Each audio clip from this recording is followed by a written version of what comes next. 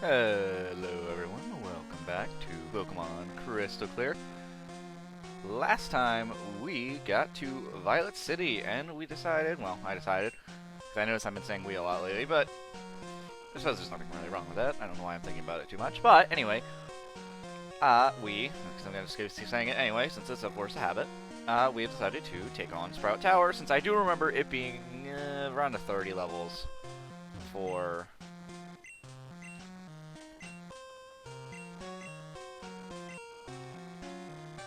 Oh. That's... Oh yeah, very decent. Okay, well we're actually going to continue up, and... while we don't really need to train too much, it still might be worthwhile. I say as I run into a level 5 Tata. Oh, I've been having really bad coughs today, but I thought I was doing fine for recording.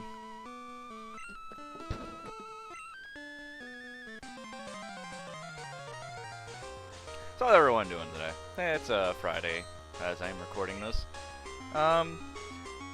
Unfortunately I'm a little low on videos as of right now, but I'm hoping I'll be able to record. Yeah, level 35. We're fine. I'm hoping to get some footage done for Crystal Clear. Since unfortunately I am running out of pretty much I've run out of footage for other games, and I want to just finish up Crystal Clear, so that's probably what I'm going to be posting for a little bit until, depending on what happens, because I did have another project that's practically done that I've been meaning to get uploaded, but until I get a certain portion of it completed by someone else, I'm going to have to wait for that. So, depending on how this goes, probably in the next week or two, this will be up. Probably be up next Tuesday, if I'm being honest. We'll find out whether or not project's done. Although he did, the person I've been working with did say that the odds of him getting even just started on it, it'd probably be in another week or two. So I'm hoping that'll be going well. Otherwise, I've been pretty decent. I barely talk about it on the channel, but I play Magic Gathering, which is just a little card game, which I couldn't really go into details about it too much. But enough to say, I went out, played a couple games at a local game store. Had fun with that. As usual, you meet in any kind of gathering of sorts when you go to a little hangout spot, or as I'll just refer to them as a nerd store. You always meet the occasional assholes, which unfortunately I did today. Unfortunately, they were kind of a dick towards one of my friend's kids who has slight autism, and it makes me so mad when they mess with him. I wanted to say something so bad, but thankfully my friends seem to pretty much say, like, don't bother. Like, if it gets bad, he'll speak up. And he told me not to worry, because it wasn't too bad to the point. So I took his judgment for that, despite how badly I really wanted to say something. But if he says it was alright, I figured it wasn't that bad then. But I did manage to play. The games themselves were actually pretty fun. The only one, I think out of the 4 or 5, I think I was able to get 5 games in. Only one of them was kind of bad, in a sense of it being annoying. But otherwise, I thought that was fun. I had a lot of fun tonight. Managed to get a lot of work done today. I had some fun there. Got an office chair, which I am very happy about. Means I can actually start spinning around like I'm doing currently. I'm kind of just spinning around and playing at the moment. But I'm also kind of a child in that regard, so I guess there's not really much that can help. But I hope you all are having a good day today, whenever that may be, whether it be when the day of the video comes out, or maybe in years in the future. Who knows? I don't know why I used powder snow.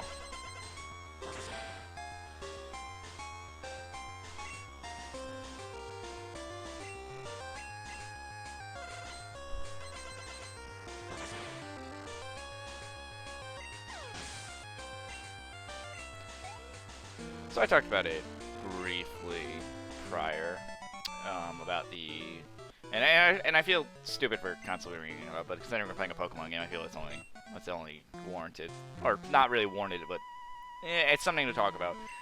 Recently the whatever. I'm just gonna say, recently Game Freak released that experience share is going to be implemented permanently in Pokemon Sword and Shield, and I'll admit I have a little bit of mixed views on it. Do I think it was necessary? No, not really. I don't really feel that was a necessary change. Do I think it's inherently negative? No. I've seen some people talking about how they could work the system so it won't be too easy in that regard. But actually, you know what, let me change how I'm wording this. So, I like a few others have been worried that if the experience share is permanently on, the game becomes too easy. Not now. Yes, a lot of people who are arguing against it are like, oh well, now I don't have to grind, so that's not where I'm going with this. That's not what I'm talking about.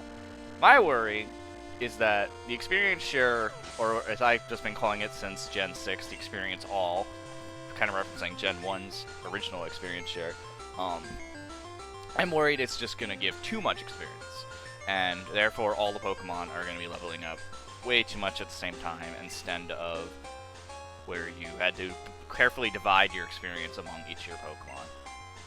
Alongside the fact that I feel like this was a case mostly in Gen 6, not really in Gen 7, where the gym leaders were always underleveled. They didn't have nearly strong Pokemon. I'd say around Gym 4, the Grass-type gym leader, was where I feel like I noticed it. Because the first 3 gyms up to Corona were pretty good, and then I forgot the old man's name who was a Grass-type. But I feel like at his point in the game, that's when the game became too easy, because your Pokemon were typically overleveled if you have the XP all on, and they also just didn't give the gym leaders and trainers strong enough Pokemon. Now that's why I hope in Sword and Shield we'll see an increase in difficulty by maybe making sure the levels are balanced out to accommodate the change in the XP all, alongside maybe changing how the math works in terms of how much EXP you get divided amongst your Pokemon. Because that's my main thing, is like, if they do balance it out correctly, I have no problem. Zero problem whatsoever about the thing being permanently on. But I do admit that there is admittedly some worry in terms of relative easiness, although everyone I've seen arguing like, oh, it's a Pokemon game, it should be easy, it's a kids game. It's like, even kids games need to be challenging to an extent. It's also still technically an RPG with an audience that is varied in regards to age groups.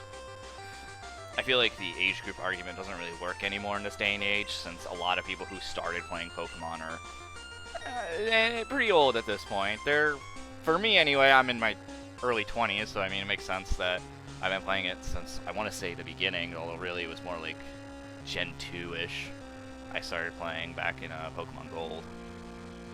I don't even know what he sent out. So, I guess I'll just send out he sent out Aridos.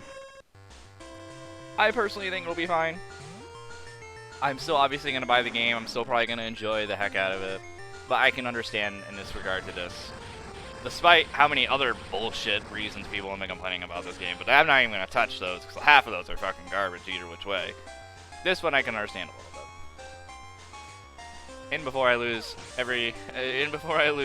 the 17 subs they have at the moment.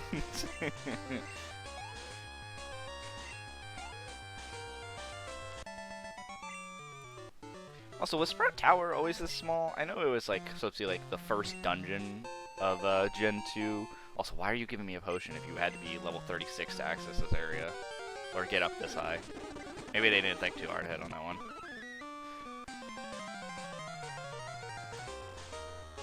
All I want to know is when I get the game is which, and this is going to sound weird coming out about, which persona do I want to play?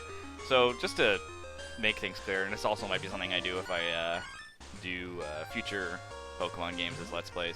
I usually do quote-unquote personas in regards to how I play in terms of making a team and whatnot. This is just something that's derived from when I was younger playing Pokemon. I made I quote unquote wrote characters that were in the Pokemon universe, similar to the anime where you had Ash, Misty, and Brock, obviously. I remember writing rivals, the type of Pokemon they use. I had just me, who I just always refer to as Light, because obvious reasons. They were really that was the persona that I used. Just pretty much Pokemon I personally would prefer, which is usually who I usually start playing whenever a new gen comes out, because I'm like, okay, what are the Pokemon I think are cool looking or interest me the most, and those are the Pokemon I'll play. The second persona would be who I usually just call Anthony, who I usually try to either do the Pokemon that have interesting abilities. So, for instance, I did, for Anthony, he used Slack Off, because I always thought Truant was a cool ability, or an interesting ability. He also is where I usually take strategy a little bit differently, so I use Ninjask, Speed Boost, and Baton Pass. And then the last one, who I just called Rose, in terms of personas, is really just where I put all the cutesy Pokemon, or a lot of the leftover ones.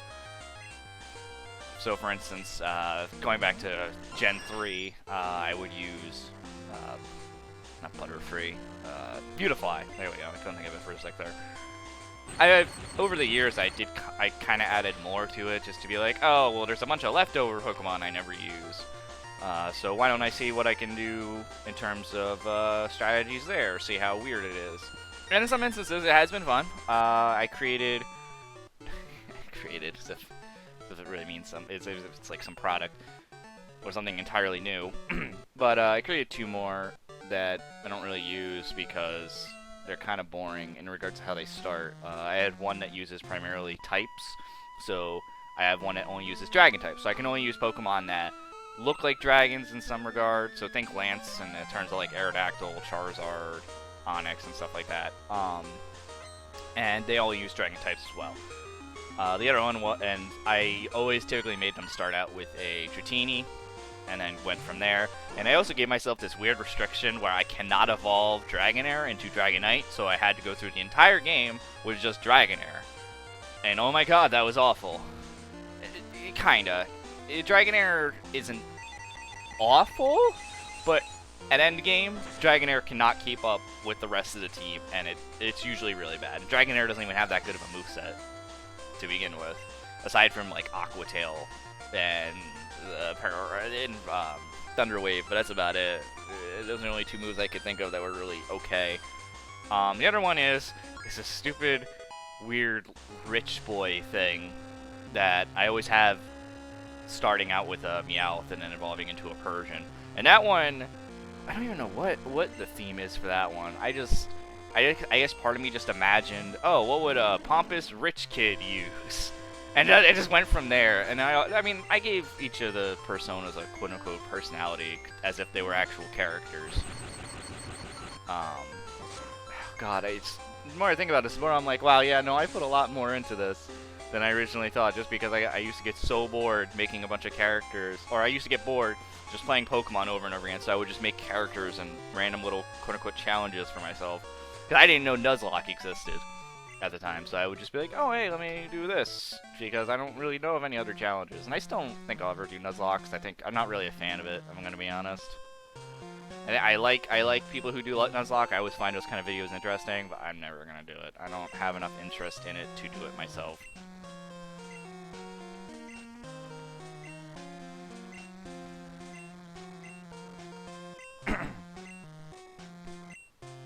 Go ahead. You're probably like 10, 15 levels below me, but whatever.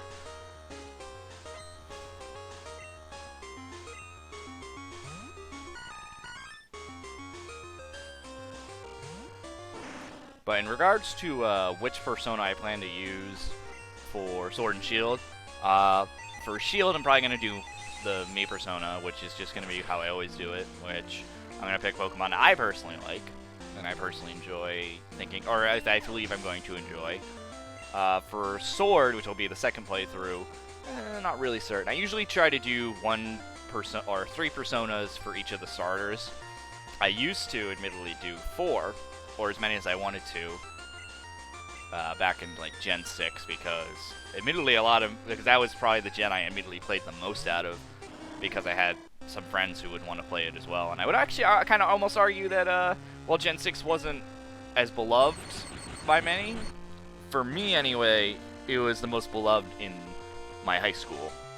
Since I had there was so many people that I hung out with, and that were in like my study halls and whatnot, that people would be like, hey, you want to play Pokemon X or Y? Like, yeah, sure, let's trade or battle. Oh, you got some shinies? Sure, and so on and so forth. But in terms of who I'll probably do Sword with, I don't really know. I don't really know who I'll go with. Because that's also depending upon which starter I want to assign to the other Personas. I would also like to point out that while I am calling it Persona, that is in no correlation to Persona the game, since I technically haven't even touched, I haven't played, or even watched a Let's Play on any of the Persona games. Simply because the last time I was explained by a friend of mine about in regards to playing a Persona game, they were like, oh, well, you gotta play the first Persona game, because the rest of them reference them so heavily, and it's like, oh, well, that kind of stinks. Literally the only thing I know from Persona is some stuff involving Persona 5 with Joker and the Phantom Thieves, because of Smash, and something about fighting Hitler, I guess, in one of the earlier Personas, which has me a little interested, I'm going to be honest. But in regards to anything else, I know close to nothing about them.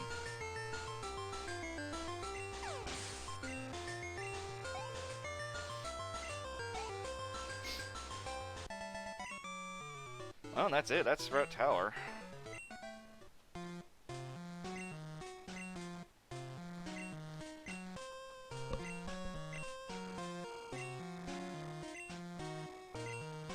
Oh, wow, we got the Rainbow Wing. Okay.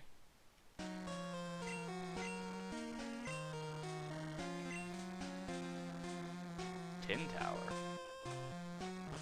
Tin Tower. I don't know what that is. What was Tin Tower? Hold up.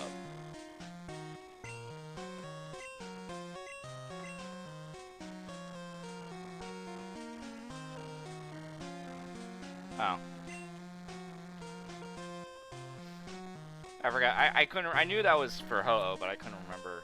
Never mind. Although I'm not even planning on really getting any of the other legends, just because I don't really have an interest in completing Pokédex. That's not happening.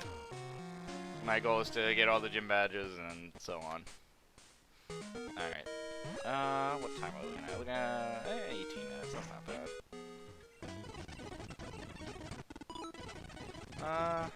Yeah, I think we could. Let's go take on Falconer. Won't take that long anyway, he's only got 2 trainers, I think. Who's gonna be our team? Well, Hurricule's gonna be useless. I think it's just gonna be you 3. So let's head in. Although I wanna put Ooh on the front, just so I can get some levels for him.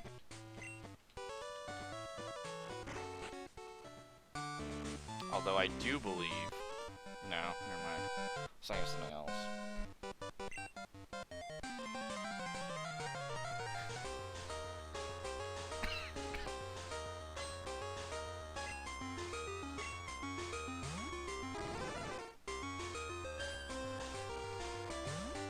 So, I might be remembering this incorrect. I thought I healed up. I preferred, and I really did love the upgrade that Gen 4, the Heart Gold Soul Silver remake for Gen 2, gave in terms of Falconer's Gym. Because I never understood what Falconer's Gym was supposed to be in this gen, where it's just an S? I'm not actually certain what that's supposed to be representing. I don't even think it's like it's supposed to look like his. Is it actually, or is it an S? His gym badge? I mean, it'll pop up when we win. Also, Future Me will probably put it in the bottom right if you would kindly. But I never understood why it was an S. If like maybe Falconer's name in a different language meant S. I don't know. I never understood what the design was supposed to be. I know it was supposed to kind of show that like, oh, there's a gorge on the sides of the gym, showing that like the flying type Pokemon have a bit of an advantage in the relatively tight space with with barely any land, but I never quite understood it at the same time. Well, I feel like the other gyms in this gen had relatively, you could relatively understand how they connected. You had a little forest area for Bugsy, aka the Bugs. Whitney's was a relatively normal and cutesy gym, emphasizing how normal it was. Morty was kind of a ghost-like shrine area that had teleportation should you step out of bounds. Jasmine was a quarry of sorts, or a rockish area, to emphasize the steel. Chuck was a dojo. Price was an ice rink. And finally, Claire was, well, Claire's a little difficult because Claire had a, even though I don't remember if Claire's was like the, what's the word? If Claire's was like the one in the hack, I could have sworn you had to use strength in Gen 2 for Claire's thing, and it was like filled with lava and whatnot, because I guess lava indicates dragons. But I also understand how would you design a gym for dragon types without having like dragon statues as they eventually would just do. Yeah, I guess that makes sense because dragons are supposed to be like royalty, so it makes sense that they would have statues of themselves to emphasize that.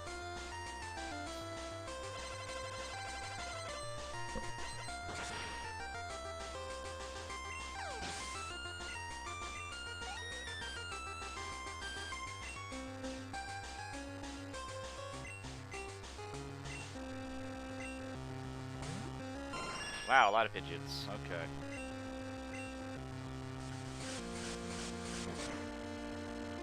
Oh boy.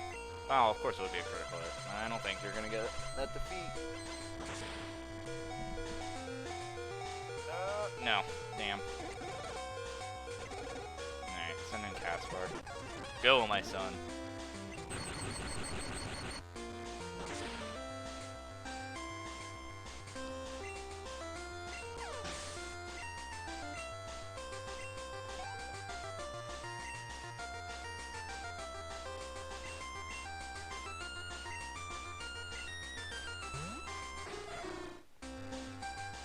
I think. I wonder how many Pokemon Falconer is going to have, actually, now that I think about it.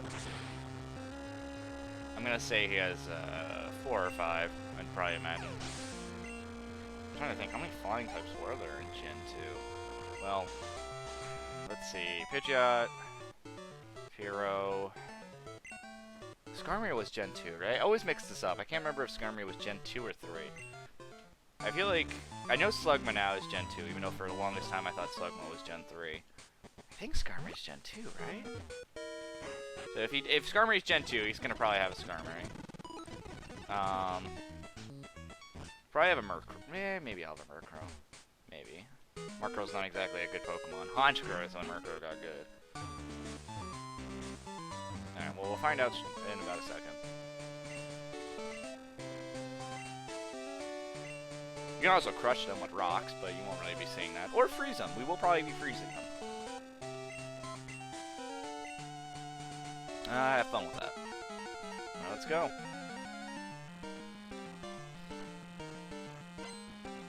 Oh god, 6. Okay. Wasn't Pidgeot your strongest Pokemon in Gen 2? I think that's really bad. Oh no.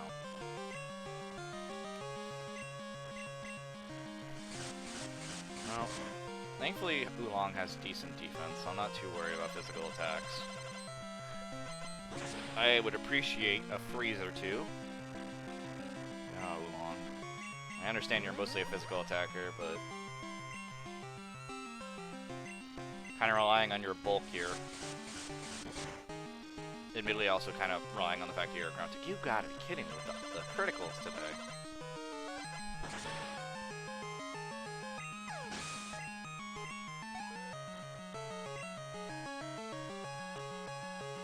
Falconer's about to use. Yeah, okay. Well, that confirms that. Alright, we'll send out Kasai. Wow, that's what Skarmory's sprite was? That's actually not bad. What am I talking about? Maybe it's because I always used Skarmory and Anthony run on Gen 3 games. but I don't know why. It just feels weird to see Skarmory in Gen 2, even if that is where Skarmory came from. All right, who's next? Excuse me? Oh fuck. Or whatever. Excuse me. Oh god. Oh dear lord, I did not think about that. Zapdos? Gym leaders can have legends? Oh no. Okay. Yeah, that would be your strongest one. Ah, boy. Oh, come on. Oh, please tell me you can survive a fly. Please, Oolong, please. Okay, good. That gives me a decent estimate of how much I can survive here.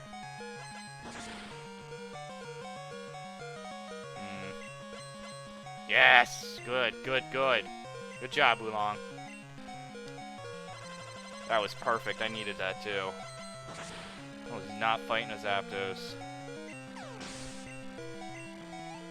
Oh, please don't tell me you have all the birds. That would absolutely be awful right now. Okay, good. I would have been admittedly a little upset. Have to fight Moltres, Zapdos, Articuno. Oh man, could you imagine if he?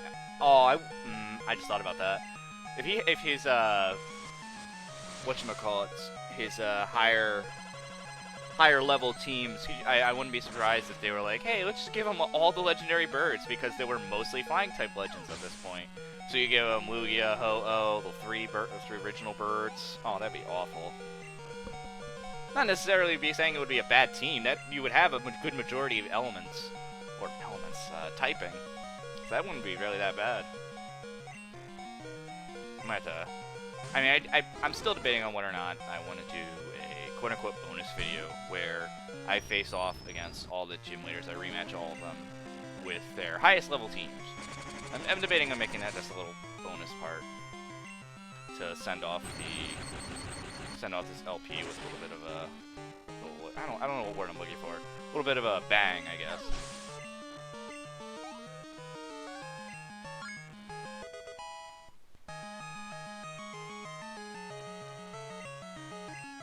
Dodrio, really? I mean, fair enough. It's something. Also, wait, Dodrio is also one of your stronger ones? Very interesting. I mean, if Cherry Conroy felt that Dodrio was worthy enough to be on his team, I guess I could... Not really. Okay. Fair enough. He was an electric type. I'll take the win. The Zephyr badge. Oh, duh. It probably was a Z, that's why.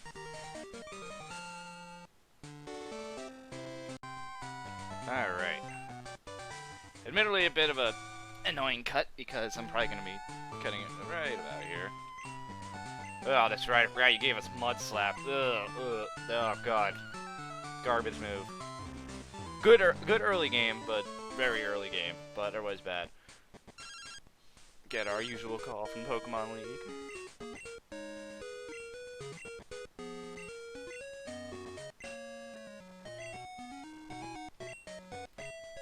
Known for its generosity. What does that mean? Oh, he probably... Never mind. He probably gives you a Togepi's egg. Otherwise, though, I will see you all next time, where we will take on our head towards our next gym. Because I personally think we still are pretty decently leveled to handle. But, until then, everyone, see you next time.